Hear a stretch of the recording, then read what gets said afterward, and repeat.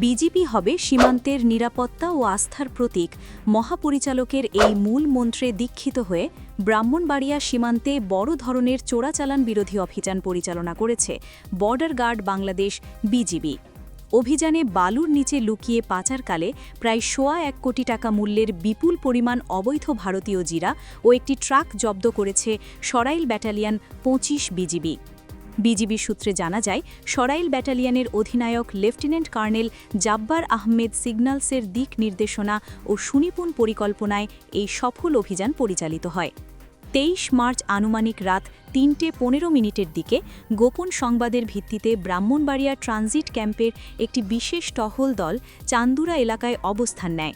জায়গাটি সীমান্ত পিলার ২০০১/MP থেকে প্রায় ৬ কিলোমিটার বাংলাদেশের অভ্যন্তরে অবস্থিত। অভিযান চলাকালীন সন্দেহজনক একটি ট্রাক আসতে দেখে বিজিবি সদস্যরা তল্লাশির জন্য সেটি থামানোর সংকেত দেন। অবস্থা বেগতিক দেখে ট্রাক চালক গাড়িটি ফেলেই দৌড়ে পালিয়ে যায়। পরবর্তীতে বিজিবির টহল দল ট্রাকে তল্লাশি চালায়।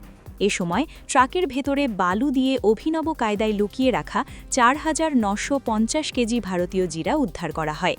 বিজিবি জানায়, জব্দকৃত অবৈধ জিরা এবং বড় ট্রাকের আনুমানিক সিজার মূল্য ১,২৪,২৫,০০০ টাকা। জব্দকৃত ট্রাক ও চোরাচালানের মালামাল আখাউড়া কাস্টমস অফিসে জমা দেওয়ার আইনি কার্যক্রম প্রক্রিয়াধীন রয়েছে।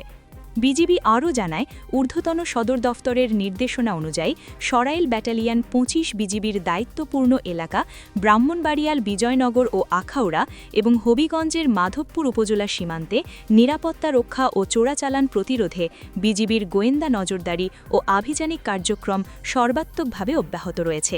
এরই ধারাবাহিকতায় এই সফল অভিযান পরিচালনা করা হয়। সীমান্তের সুরক্ষা ও চোরা কারবারিদের রুখতে বিজিবির এই কঠোর অবস্থান ভবিষ্যতেও চলমান থাকবে বলে সংশ্লিষ্টরা জানিয়েছেন।